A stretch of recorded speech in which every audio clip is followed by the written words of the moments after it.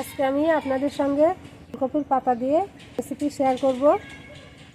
তো ভিডিওটি আপনারা শুরু থেকে শেষ পর্যন্ত দেখবেন।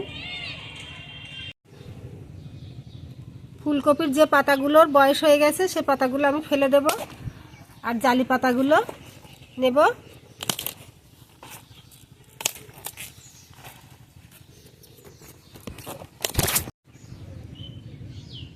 এই জালি পাতাগুলো এখন আমি নিয়ে নেব।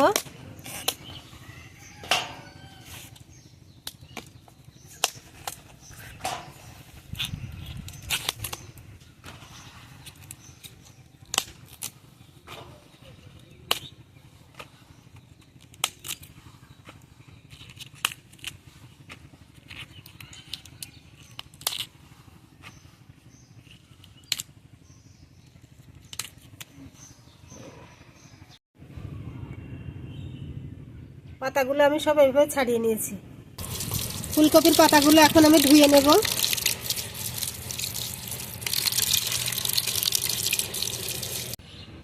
পাতাগুলো আমি পরিষ্কার করে ধুয়ে নিয়েছি। এখন পাতাগুলো আমি ছোট ছোট করে কেটে নেব। চুলায় একটা কড়াই বসিয়ে দিয়েছি, কড়াইতে পানি দিয়ে দিচ্ছি। কুচনো ফুলকপির পাতাগুলো দিয়ে দেব।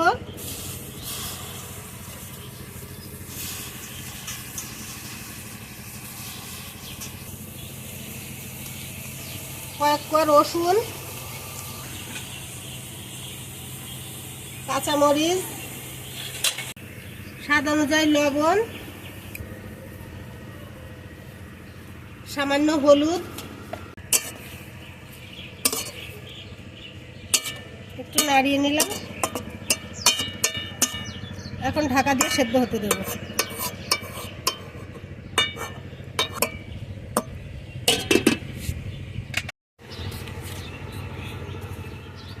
এখন ঢাকাটা খুলে নেব। পাতাগুলো খুব সুন্দরভাবে সিদ্ধ হয়ে গেছে। এখন আমি নামিয়ে নেব, ঠান্ডা করে ব্লেন্ড করে নেব। ফুলকপির পাতাটা ঠান্ডা হয়ে গেছে। এখন আমি ব্লেন্ডারে জগে দিয়ে দেব।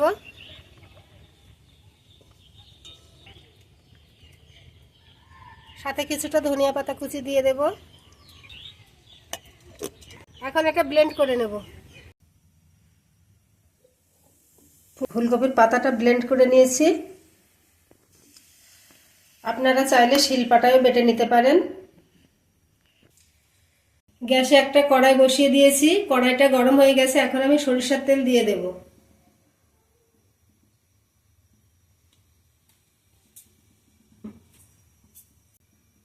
তেলে কালো জিরে ফোড়ন দিয়ে দেব, পেঁয়াজ কুচি দিয়ে দেব,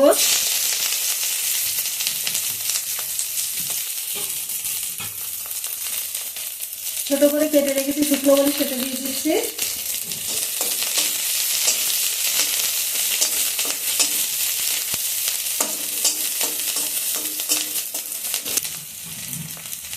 কুচনো রসুন দিয়ে দিচ্ছি। সব কিছু ভালো করে ভেজে নেব।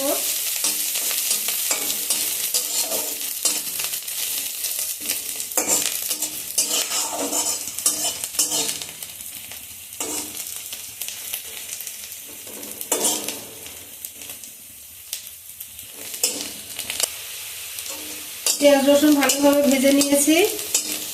ফুলকপি, আমরা তো শুধু ফুলকপিটাই খাই, কিন্তু ফুলকপির পাতা একবার আপনারা এভাবে ভেজে দেখবেন, খেতে খুবই ভালো লাগে। এই বাটা দিয়ে আপনি এক প্লেট ভাত খেয়ে নিতে পারবেন।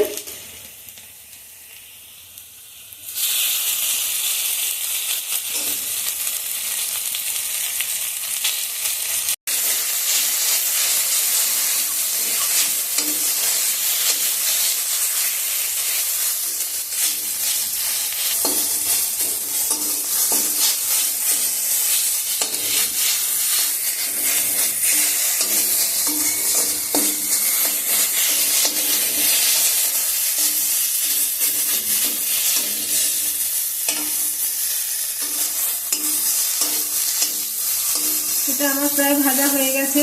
দেখুন কড়াই থেকে একেবারে ছেড়ে দিয়েছে। এটা গরম ভাতে খেতে একেবারে দুর্দান্ত লাগে।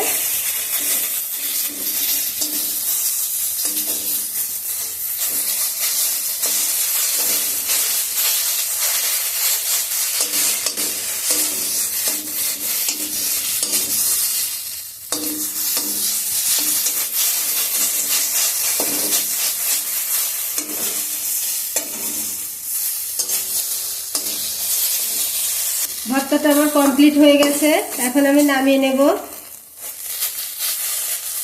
ভিডিওটি ভালো লাগলে একটি লাইক দিবেন, কমেন্টে জানাবেন কেমন হয়েছে। আর এরকম নিত্য নতুন ভিডিও পেতে আমার চ্যানেলটি সাবস্ক্রাইব করে পাশেই থাকবেন।